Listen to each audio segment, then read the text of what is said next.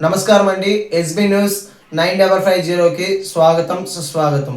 ఏ రోజు వార్త ఆ రోజు మనకు అప్డేట్ కావాలంటే ఎస్బీ న్యూస్ 9550 ఛానల్ను మీరు సబ్స్క్రైబ్ చేసుకుంటే ప్రతిరోజు వార్త మీకు అప్డేట్గా ఉంటుంది. ముందుగా పాత్రికేయ పెద్దలకు, ఎలక్ట్రానిక్ మీడియా మిత్రులకు మాదిరి రిజర్వేషన్ పోరాట సమితి పక్షాన సామాజిక ఉద్యమ నమస్కారాలు. ఈరోజు ఈ రాష్ట్రంలో దళిత గిరిజనులను మనుషులుగా కానీ దళిత గిరిజనులను గౌరవించేటువంటి పరిస్థితి కూడా ఈ రాష్ట్రంలో లేకుండా పోయిందనేది స్పష్టంగా కనపడుతుంది. అందుకు చింతిస్తూ రాష్ట్ర ప్రభుత్వాన్ని, గౌరవ ముఖ్యమంత్రి వర్యులు నారా చంద్రబాబు నాయుడు గారికి ఆంధ్ర రాష్ట్రంలో ఉన్న 22% దళిత గిరిజనుల పక్షాన సవినయంగా ఓ విజ్ఞప్తి చేస్తున్నాం. చంద్రబాబు నాయుడు గారు ఎస్సీ వర్గీకరణ అంశంలో చూపిన చొరవకు కూడా మేము ధన్యవాదాలు తెలియజేశాం. దానికి రుణపడి కూడా ఉంటాం. అయితే ఆ ఒక్క కారణంతో 22% ఉండబడినటువంటి దళిత గిరిజనులకు జరుగుతున్న అన్యాయాన్ని మాత్రం చూస్తూ ఊరుకోలేము. మాట్లాడాల్సిన సందర్భం, ప్రశ్నించాల్సిన సందర్భం ఖచ్చితంగా మాట్లాడతాము, ప్రశ్నిస్తాము. అదేవిధంగా ముందుగా ప్రభుత్వానికి మా బాధలని, మా వేదనల్ని అర్థం చేసుకొని పరిష్కరించాలని సూచిస్తున్నామని కూడా సందర్భంగా తెలియజేసుకుంటున్నాం. అందులో ప్రధానంగా ఈ రాష్ట్ర ప్రభుత్వం ఈరోజు అధికారంలోకి రావడానికి సూపర్ 6 పథకాలని ప్రకటన చేసి అమలు చేస్తామని చెప్పని హామీలు ఇచ్చి అధికారంలోకి వచ్చింది. సంతోషం. అధికారంలోకి రావడానికి ఎవరైనా హామీలు ఇచ్చి హామీలను గుప్పించి అధికారంలోకి వస్తారు. అయితే ఈరోజు ఈ రాష్ట్రంలో దళితులు ఎదుర్కొంటున్న సమస్యలు సూపర్ 7కి చేరాయి. సూపర్ 6 దాటుకొని సూపర్ 7కి చేరాయి. ఆ సూపర్ 7 సమస్యలని రాష్ట్ర ప్రభుత్వం దృష్టికి తీసుకెళ్ళి మా సమస్యల పరిష్కారానికి రాష్ట్ర ప్రభుత్వం చొరవ చూపాలని చెప్పని మేము విజ్ఞప్తి చేస్తూ వాటిని మీ ద్వారా రాష్ట్ర ప్రభుత్వం దృష్టికి తీసుకెళ్తామని తెలియజేస్తున్నాం. మొదటిది, ఈ దేశంలో అత్యున్నతంగా గౌరవంగా అద్భుతమైన రాజధానిని నిర్మిస్తానని అమరావతిలో దేవతలు నడియాడిన ప్రాంతం, ఆ దేవతల రాజధాని అమరావతి రాజధానిని 33,000 ఎకరాల పైచిలుకు దానిలో నిర్మించడం జరుగుతూ ఉంది. ఆ 33,000 ఎకరాల నిర్మాణం అవుతున్నటువంటి రాజధానిలో దళితులు ఎక్కడా అని మేము రాష్ట్ర ప్రభుత్వాన్ని అడుగుతూ ఉన్నాం. రాష్ట్ర ముఖ్యమంత్రి స్వయాన రాజధానిలో ఎస్సీ ఎస్టీ వర్గాలు ఉంటే సోషల్ ఇన్బ్యాలెన్స్ జరుగుతుంది అని చెప్పని ముఖ్యమంత్రి గారు మాట్లాడిన మాటను మేము గుర్తు చేస్తూ ఉన్నాం. అంటే 33,000 ఎకరాల్లో నిర్మితమవుతున్నటువంటి దేవతల రాజధానిలో దళితులు అంటరాని వారుగా, అస్పృశ్యులుగా మిగిలిపోయారా అని చెప్పని రాష్ట్ర ప్రభుత్వాన్ని మేము తెలియజేస్తూ, అమరావతిలో దళితులు ఎక్కడో రాష్ట్ర ప్రభుత్వం సమాధానం చెప్పాలని చెప్పని మేము కోరుతా ఉన్నాం. అదేవిధంగా ఈ రాష్ట్రంలో దళితులకు రక్షణ ఎక్కడ? ఈ రాష్ట్రంలో దళితులకు రక్షణ ఎక్కడ? అనంతపురం జిల్లాలో 14 సంవత్సరాల బాలికని 14 రోజుల పాటు 14 మంది అత్యాచారం చేస్తే నామమాత్రపు శిక్షలతో సరిపెట్టిన సందర్భం ఇక్కడ కనపడతా ఉంది. ఈ పక్కనే ఉండబడినటువంటి కర్నూలు జిల్లాలో చిప్పగిరి లక్ష్మీనారాయణ, సంజీవరావు, టిఎం రమేష్, మనోహరు, గోవిందమ్మల దగ్గర నుంచి మొదలుకుంటే మాదిగ జాతి బిడ్డలను అత్యంత దారుణంగా చంపిన విషయాన్ని మేము గుర్తు చేస్తూ ఉన్నాం. ఇదే కడప జిల్లాలో బ్రహ్మంగారి మఠంలో 2 యువకుల అదృశ్యం జరిగింది. 2 యువకులు మరణించడం జరిగింది.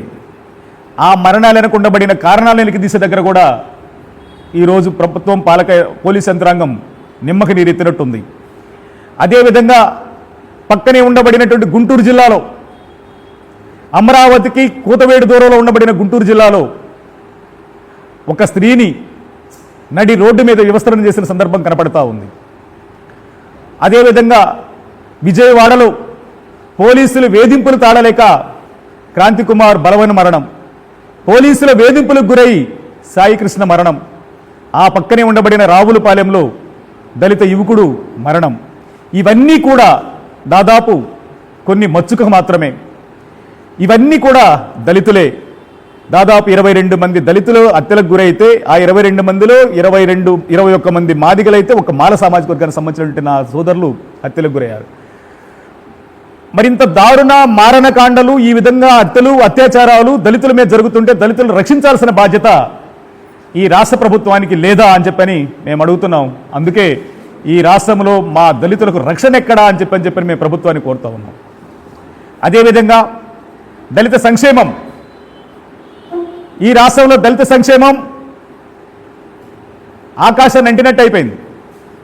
అందుకోలేకపోతున్నారు మా దళితులు. గత ప్రభుత్వంలో 3 కార్పొరేషన్లు అయినాయి. మాదిగా మాల రెల్లి కార్పొరేషన్ ₹3 నిధులు ఇవ్వాల. ఈ ప్రభుత్వం వచ్చినాక 3 కార్పొరేషన్లు ఉన్నాయి. కానీ ఈ 3 కార్పొరేషన్లో ఈనాటికి ₹3 ఇవ్వాల.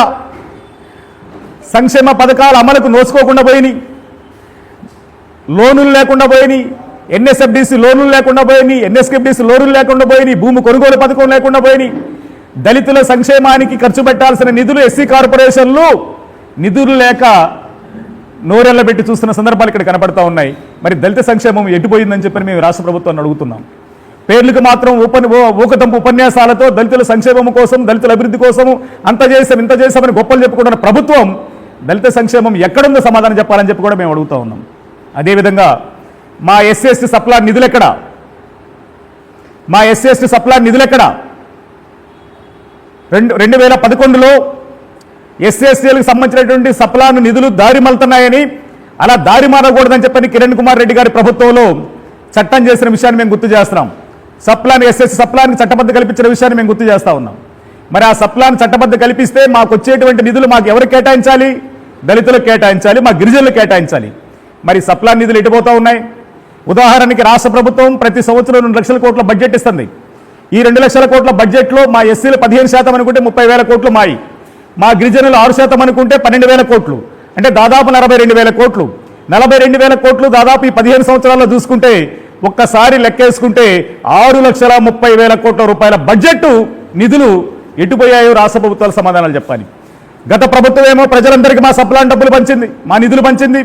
ఈ ప్రభుత్వం ఏమో పోలవరం ప్రాజెక్టు పేరు మీద, అమరావతి ప్రాజెక్టు మీద కట్టబెడతా ఉంది. మమ్మల్ని కనీసం మా సప్లాన్ నిధులు చట్టం చేసి ఆ సప్లాన్ నిధుల ద్వారా ఒక శ్మశాన వాటికనో, ఒక రోడ్డునో, ఒక సిమెంట్ రోడ్డునో, ఒక దళిత సాధికారతకు సంబంధపడినట్టు విధంగా ఒక ఎస్సీ మాలా మాదిగ పల్లెల్ని తీర్చిదిద్దాయో ఈ రాష్ట్ర ప్రభుత్వాలు సమాధానం చెప్పాలి. సప్లాన్ నిధులు దారి మళ్లకుండా 100% దళిత సంక్షేమం కోసమే అవి వినియోగించాలని చెప్పే సందర్భంగా మేము డిమాండ్ చేస్తా ఉన్నాం. అదేవిధంగా దళిత క్రైస్తవులకి రక్షణ లేకుండా పోయింది, దళిత క్రైస్తవ రిజర్వేషన్ లేకుండా పోయింది. గత ప్రభుత్వంలో ఉండబడిన ముఖ్యమంత్రి అయినా, ఈ ప్రభుత్వంలో ఉండబడిన ముఖ్యమంత్రి అయినా దళిత క్రైస్తవ రిజర్వేషన్లు కావాలని కేంద్రాలకు లేఖలు రాశారు. కానీ ఈరోజు కేంద్రంలో అధికారం ఉండబడిన భారతీయ జనతా పార్టీ ఆర్ఎస్ఎస్ ఎజెండాతో ఈ దేశంలో ఒకే జెండా ఉండాలని, ఒకే రాష్ట్రం ఉండాలని, వేరొకటి ఉండకూడదని చెప్పినటువంటి నినాదంతో ముందుకెళ్తూ ఈ దేశంలో ఉండబడినటువంటి వాళ్ళు ఉంటే హిందువులే ఉండాలి, లేదంటే ఈ దేశంలో ఉండబడినటువంటి వాళ్ళు హిందువైతేనే ఉండాలి, వేరొకళ్ళు ఉండకూడదు, హిందూ రాష్ట్రంగా ఉండాలని చెప్పిన సంకల్పంతో పోయే క్రమంలో ఈ దేశంలో ఉండబడిన క్రైస్తవుల మీద, ఈ దేశంలో ఉండబడిన ముస్లింల మీద, ఈ దేశంలో ఉండబడిన జైనుల మీద, ఈ దేశంలో ఉండబడినటువంటి అనేక వర్గాల మీద దాడులకు పాల్పడుతున్న సందర్భం స్పష్టంగా కనబడుతున్న తరుణంలో సుప్రీంకోర్టు దళితులు క్రైస్తవ మతంలోకి మారితే ఎస్సీ హోదా రద్దవుతుందని చెప్పని తీర్పునివ్వడం అంటే ఆ తీర్పు యావత్ దళిత సమాజానికి కూడా అది ఒక దళితుల్లో ఉండబడినటువంటి యావత్ దళిత సమాజానికి అది గొడ్డల పెట్టుగా మారిందన్న విషయాన్ని కూడా మేము తెలియజేస్తా ఉన్నాం. అదేవిధంగా మేము సూటిగా అడుగుతున్నాం, కమ్మలు క్రైస్తవ మతంలోకి మారితే వాళ్ళ హోదా అలాగే ఉంటుంది, రెడ్లు క్రైస్తవ మతంలోకి మారితే వాళ్ళ హోదా అలాగే ఉంటుంది, బ్రాహ్మణుల క్రైస్తవ మతంలోకి మారితే వాళ్ళ హోదా అలాగే ఉంటుంది. అలాగే అగ్రకులాలకు సంబంధించిన ఏ వర్గమైనా, బీసీ వర్గమైనా క్రైస్తవ మతంలోకి మారితే వాళ్ళ హోదా వాళ్ళకి అలాగే ఉన్నప్పుడు దళితులు క్రైస్తవ మతంలోకి మారితే ఎస్సీ హోదా రద్దవడం అనేది అది భారత రాజ్యాంగంలో ఉండబడిన ఆర్టికల్ 25ని ఉల్లంఘించడం కనుక ఖచ్చితంగా దళిత క్రైస్తవులకు రిజర్వేషన్లు కల్పించాలని చెప్పి కూడా మేము ఈ సందర్భంగా మేము డిమాండ్ చేస్తూ ఉన్నాము. అదేవిధంగా ఈ రాష్ట్రంలో అసలు భారత రాజ్యాంగం అమలుకు నోసుకోకుండా పోయింది. ఈ రాష్ట్రంలో భారత రాజ్యాంగానికి బదులు రెడ్ బుక్ రాజ్యాంగం అమలు జరుగుతుంది. రెడ్ బుక్ రాజ్యాంగం అమలు జరుగుతుందని నేను ఎందుకంటున్నానంటే వాళ్ళు ఏం రాసుకున్నా నాకు తెలియదు. కానీ ఈ రాష్ట్రానికి డిప్యూటీ స్పీకర్గా ఉండబడినట్టు రఘురామకృష్ణరాజు సాక్షాత్తు ఆయనే మాట్లాడుతూ దళితులుగా ఉండబడిన దళితులు 25% ఓట్లు మాకు అవసరం లేదని, మీ ఓట్లతో మాకు అవసరం లేదని, దళితులు మాకు ఓట్లు వేయాల్సిన అవసరం లేదని, మా అగ్రకులాల ఓట్లే మాకు సరిపోతాయని చెప్పని భారత రాజ్యాంగాన్ని ఉల్లంఘించే విధంగా మాట్లాడుతుంటే భారత రాజ్యాంగాన్ని కాపాడాల్సినటువంటి హక్కులు ఉండబడినటువంటి ఎవరైతే ఈ రాష్ట్రాన్ని ప్రశ్నిస్తానని ముందుకు వచ్చిన పవన్ కళ్యాణ్ గారు కానీ, ఈ రాష్ట్రాన్ని 40 సంవత్సరాలుగా రాజకీయాల్లో ఉండబడినటువంటి అత్యంత విలువలు కలిగిన ముఖ్యమంత్రిగా ఉండబడిన చంద్రబాబు నాయుడు గారు కానీ దానిని ఖండించకపోవడం అంటే ఈ రాష్ట్రంలో రాజ్యాంగం అమలవుతుందా లేదో కూడా ఆలోచించాల్సిన పరిస్థితి వస్తూ ఉంది. భారత రాజ్యాంగం అమలైతే దళితులకు రక్షణ కల్పించే బాధ్యత తీసుకోవాలి. భారత రాజ్యాంగం అమల్లో ఉంటే మా మీద దాడులు జరగకూడదు. భారత రాజ్యాంగం అమల్లో ఉంటే మా నిధులు మాకు సక్రంగా రావాలి. ఏవి రాకుండా పోవడానికి కారణం ఈ రాష్ట్రంలో భారత రాజ్యాంగం అమలుకు నోసుకోకపోవడమే. అందుకే మేము అడుగుతా ఉన్నాం, రాజ్యాంగం అమలెక్కడ కూడా ఈ రాష్ట్ర ప్రభుత్వం మాకు సమాధానం చెప్పాల్సిన అవసరం ఉందని కూడా మనకు తెలియజేస్తా ఉన్నాం. అంతేవిధంగా ప్రధానంగా 7వ అంశంగా చూస్తే దళితులు గిరిజనులు పారిశ్రామికవేత్తలుగా ఎదగాలని, పారిశ్రామికవేత్తలుగా ముందుకెళ్లాలని, వాళ్ళు గొప్ప అత్యున్నత శిఖరాలు అధిరోహించాలని మీకు ప్రభుత్వం అన్ని రకాలుగా సహాయ సహకారం అందిస్తారని చెప్పని ఔత్సాహిక పారిశ్రామికవేత్తలను ప్రోత్సహిస్తామని చెప్పని ప్రభుత్వాలు ఊకుదంపుడు మాటలు మాట్లాడుతుంటాయి.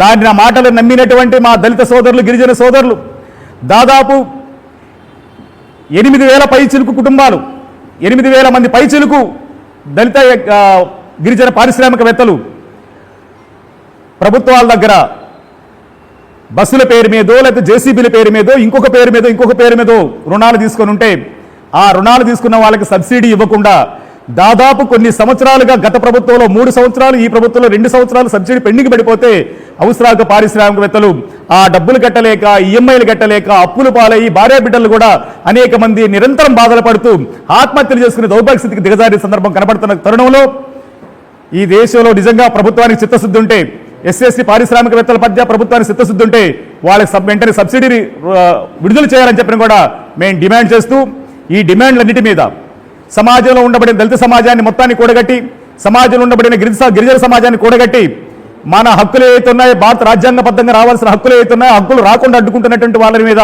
చర్యలు తీసుకునే విధంగా, హక్కులు రాబట్టడం కోసం రాష్ట్ర ప్రభుత్వాలకు తెలియజేసే విధంగా మా వంతు ప్రయత్నం చేయడానికి సెప్టెంబర్ 10వ తారీఖున విజయవాడలోని ధర్నా చౌక్ దగ్గర దళిత గర్జన పేరు మీద ఒక నిరసన కార్యక్రమాన్ని నిర్వహిస్తా ఉన్నాం.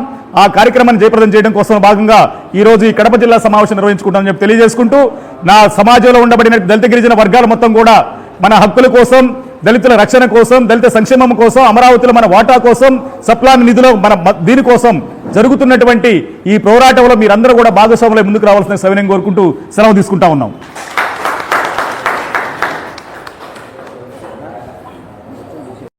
మానవులతో పాటు బాధ్యతలతో పాటు ఎవరు రావాలి? మానవులు రావాలి. మానవులతో పాటు బీసీలు రావాలి. సమాజంలో ఉండబడిన అన్ని వర్గాలు కలిస్తేనే కదా రాజ్యాధికారం అయ్యేది. ఆ సమాజంలో ఉండబడిన అన్ని వర్గాలను కలపడం కోసం 25-30 ఏళ్లుగా మాదిగల కోసం పనిచేసిన మనం ఇక మాదిగలతో పాటు సమాజంలో ఉండబడిన దళితుల కోసం పనిచేయాల్సిన అవసరం ఉంది. దళిత సంక్షేమం కోసం పనిచేయాల్సిన అవసరం ఉంది. సమస్త దళిత జాతుల పక్షాన మనం నిలబడి పోరాటం చేయాల్సిన అవసరం ఉందని చెప్పని గమనించిన మనం ఆ మార్గంలో పయనించడానికి బాబాసాహెబ్ అంబేద్కర్ కలలుగన్న రాజ్యాధికారాన్ని తీసుకురావడం కోసం సమాజంలో ఉండబడిన దళిత వర్గాల్ని, బీసీ వర్గాల్ని, మైనార్టీ వర్గాల్ని, అన్ని వర్గాలను కలుపుకొని వాళ్ళ సంక్షేమం కోసం, వాళ్ళకి రావాల్సిన హక్కుల కోసం, వాళ్ళకి చేరాల్సినటువంటి ప్రజాస్వామ్యబద్ధంగా రావాల్సినటువంటి రైతుల కోసం మనం పోరాటం చేస్తూ రాజ్యాధికారం కోసం మనం ప్రయాణం చేద్దామని చెప్పని తెలియజేయడంలో భాగంగా సమస్త వర్గాలను కూడా సాటి ముందుకెళ్లే ప్రయత్నం మనం చేస్తూ ఉన్నాం.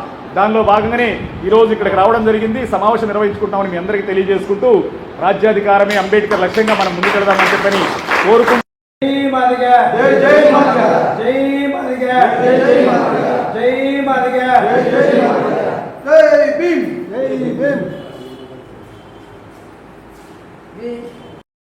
జయప్రదం చేయాల్సిన మిమ్మల్ని అందరూ సవినయంగా కోరుకుంటూ సెలవు తీసుకుంటా ఉన్నాం.